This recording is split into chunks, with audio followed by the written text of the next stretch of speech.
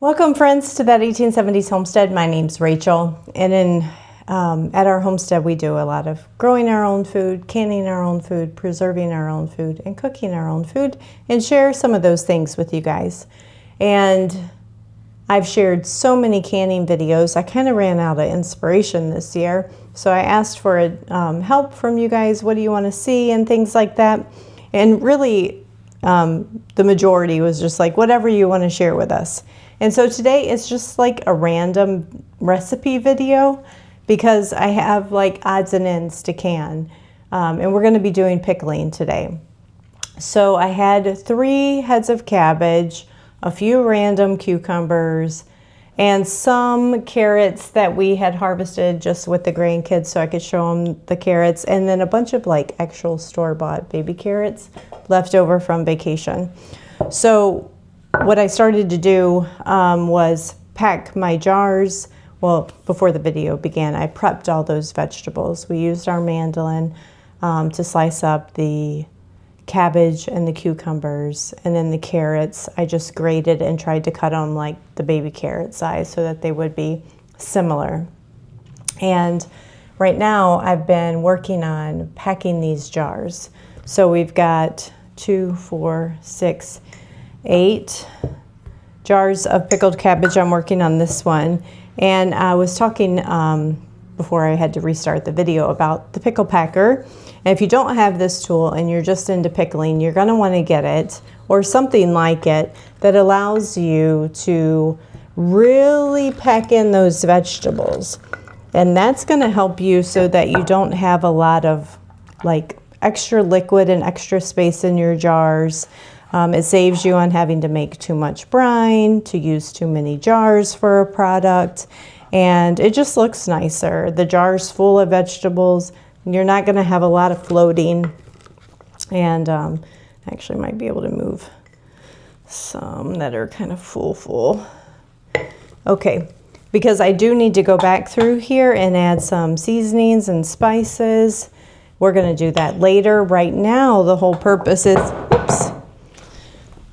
let me get all my jars filled so I know how much brine to make. That's helpful when you aren't following necessarily a really specific recipe, say for pickles, and it tells you to have 4 pounds of pickles sliced. So when you have a bunch of random things and you're just doing a brine recipe, how do you know how much brine to make? And one of the ways my brain works is, well, let me get my jars all filled up, and then that'll give me a good estimate. So that's what we're doing right now, just packing in these jars really good with our veggies. And now this is a very quick process. I'm not doing any of the pre-soaking or setting with salt, like pickling salt like you normally do, because we're just trying to get caught up on things that need to get caught up on. And maybe you're like me and you don't have a lot of time to do the, longer extended process. But that is a tried and true method to make sure that you get really good, crisp, pickled vegetables. But we're just going to do our best with what we have. So I'm even packing in these cucumbers. That gives us a little room for a couple more in there. Make them nice and pretty on the top. Alrighty. Maybe one more jar of pickles we'll get. And then we're going to make, in today's recipe, I'm really excited because what inspired me was I've made, and one of my favorite cucumber pickles is a hot pepper honey. And it's really a simple, just you make a vinegar water brine and you add honey, and then you put in your favorite choice of hot peppers in it, or mild peppers if you don't want it too spicy. I usually use a blend of banana peppers and jalapenos, and it's my all-time favorite pickle. So using that inspiration, I said I really wanted to try pickled carrots this year, because I do love carrots, and I don't want to always have to just eat them canned during the winter. I want a way to have that crunch still. And so I looked up pickled carrots, and one of the recipes that came up was a honey pickled carrot. And it sounds really yummy. It's got ginger and garlic and pepper flakes, and I think I'm really going to like it. So we're going to make that brine for all of these things.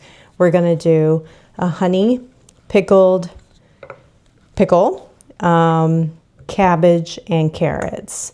And I have a video out there that's one of our more popular videos of the 200 plus food preserving videos, is one brine to rule them all. And it's very similar concept. How do you process a lot of things at once, like different things, without having to make so many different brines?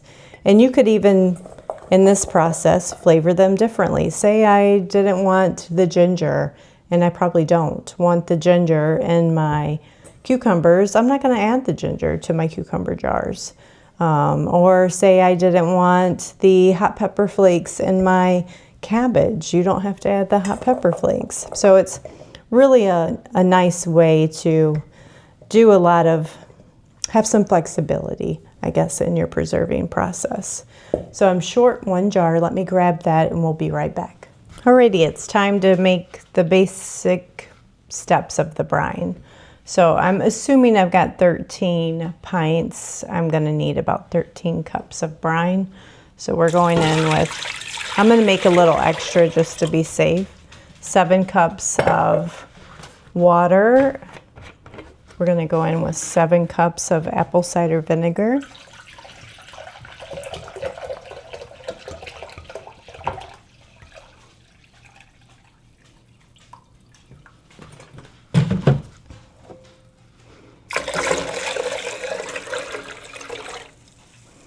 We're going to go in with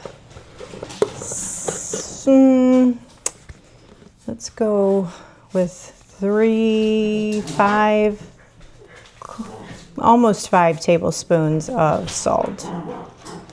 And it can be, it just says kosher salt in the recipe. I'm using sea salt.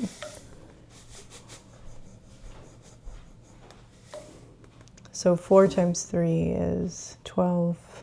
Yeah, I'm just going to go with 4.5 tablespoons. All right, I'm going to go ahead and turn that eye on, and we're going to mix in our honey. And I think I'm going to go in with, the recipe suggested, I think 1/3 cup for every 2 cups of brine. So what is that? 14 cups? That would be 7. So it would be, right, I'm just going to go in with like 2 cups of honey. This is going to be metal on metal, so close your ears if you're ear sensitive.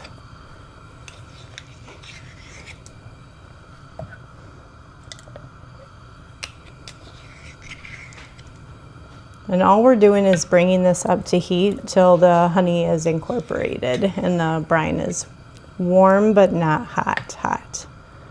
I'm only looking to incorporate the honey because I like to, was that 4? 1, 2, 3, 4, 5, whoops, 6. Let me finish this and then I'll talk. Alrighty, I was gonna say, I like to, oh, that's hot. Okay, I was gonna say, I like to not pickle my veggies cooked, so I will not ever pre-cook my veggies in the brine. You'll see some recipes say that. And I will never pour hot brine over my veggies. I want my veggies to be only exposed to heat for the least amount of duration in the food preservation process. So all I'm doing is I turned this back down to medium just to get that water initially warm. I had it on high. Yeah, it's barely warm. And we're just working to incorporate this honey till it's dissolved. Once it's dissolved, If it gets too warm, I'll actually let it cool before we pour it over. So I'm going to step away from this and we're going to go back to the jars and add the fun ingredients. Okay, you guys ready? So I got out some garlic and just chopped it in that size chunk. Like about the tip of your thumb, I guess. Or the size of your thumb, but half of that. And some red pepper flakes and some ginger pieces. So we're going to put in a ginger piece in our carrots. So we have 2 of those, and if the ginger pieces are like much bigger than an inch, I might cut it if I can, because these are dehydrated gingers. Oh no, let's just do the best we can with what we've got. I'm not putting any ginger in my pickles. I don't think I would like that. But if you like it, add it, or if use this recipe as inspiration. Put your own favorite seasonings and flavors that you want in your pickles. Alrighty, and then we're gonna do probably 2 chunks of garlic in all of them. And now these, if you've watched my pickled coleslaw video, I don't think I'll use this red cabbage for pickled coleslaw. I will likely always use this one for cooking purposes. We use it a lot in stir fries and just caramelized to put on toppings on yummy things. So I think oh, I missed 2. Okay, there you go. I'll give one of my pickles the extra one. And then I'm gonna just do like a little sprinkle of red pepper flake in it. And this red pepper flake is our own homemade. All we do is take like the end of season jalapenos that turn red and are shades of green and red, and freeze dry them or dehydrate them. So I'm just going to sprinkle in a few red pepper flakes in the jars. The brine is ready. Do you know that sound it makes on the stove or the kettle where you can hear the bottom of the pot going almost close to getting hot? So that's when I cut off the heat and stirred it around, and it's just warm. I would say I'm probably doing like a 1/4 to a 1/2 of a teaspoon in the jars of, if that maybe. Okay. Now, time to fill them.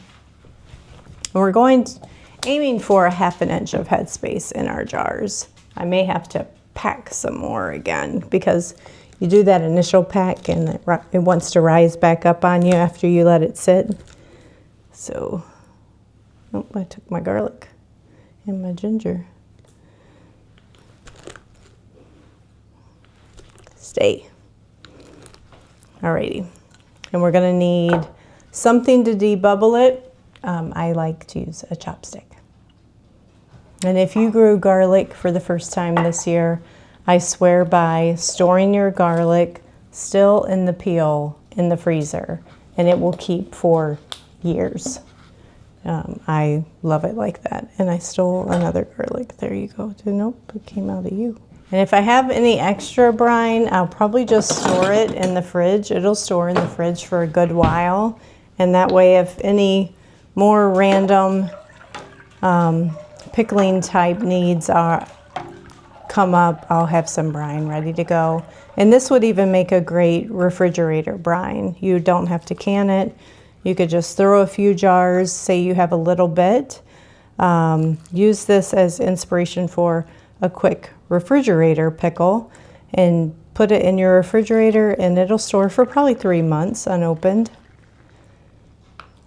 You just want to let it sit in there for probably a week or 2 to get that real good flavor. You could certainly eat it after 24 hours, but to get the good flavor of the ginger and the garlic and the peppers all throughout your pickled vegetables, you'll want to let it sit for a little bit. It is a chilly, chilly day here today. We woke up, it was 47 degrees. Thus the flannel. Who's ready for fall? I am. It is my favorite season. The leaves are already dropping here in Michigan. It's coming fast. All right, I probably have 3 cups of brine left. So let's debubble and see if we need to add any more. And debubbling is just take a tool of some kind and run it around your jars to make sure that that brine is really worked in, especially since we really packed these veggies in. You want that brine all throughout your pickled vegetables. And then gently, don't do this too hard because it'll overflow on you. Just use that to make sure that you're at the right headspace, and we are. So let me bring it up and show you. Isn't that beautiful? So pretty. I'll do one of each and then I'll do the rest off camera. So we're going to do the same thing with our pickles. Oh, I need to grab my pickle crisp. We can't wrap this up without adding our pickle crisp. Okay, so that one needs a little bit more. Okay, there you go. Beautiful. Let's see all the pepper flakes through it. So pretty.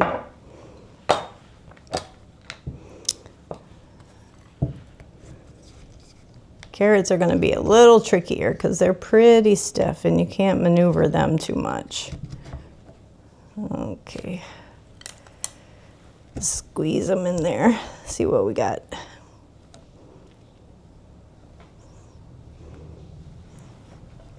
Just a touch. Alrighty, and there's our pickles, or our pickled carrots. I'm going to step away, finish the rest of these jars, and go grab my pickle crisp. I'm going to add a 1/4 teaspoon of pickle crisp to each one of these jars, and then we're going to get to canning them.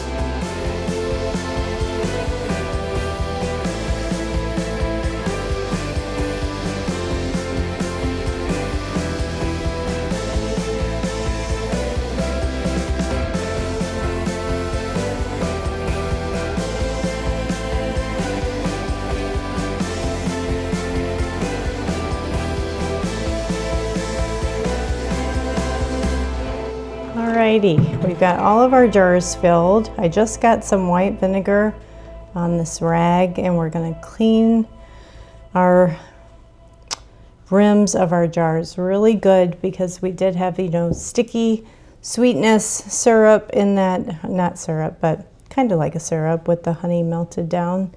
And clean those rims really good to make sure we get a good seal with our lids.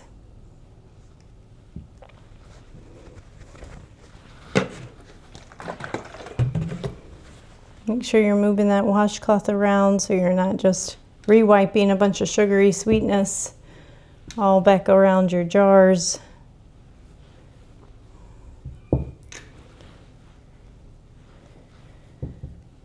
Okay, let's get our lids and our rings together. We'll be off to the races. Alrighty, for my elevation, I'm going to be canning these. So I'm going to put them in the canner, bring the water to a boil. Once it boils, we're going to can it for 10 minutes. This is a pressure canner, but I use it as a big water bath canner. I'll show you why. So I can double stack in there. I just don't seal it. And we're going to turn on, oh, there you guys are. Turn it on high, bring it to a boil as fast as we can. Once it gets to a rolling boil where I, you know, you can hear it and visually see it, we'll start our timer for, did I say 15 minutes or 10? I'll correct myself at the end of the video. As always, I'm going to leave you guys with a glimpse of what they look like coming out of the canner. And I hope that this video just gave you some quick inspiration that if you got the end of the summer harvest coming in, there's onesie-twosie things that you can do with that. And you can make this recipe totally your own. So I will see you guys on the next growing, preserving, harvesting video, whatever's coming out our way, and I'll see you guys then. Bye guys.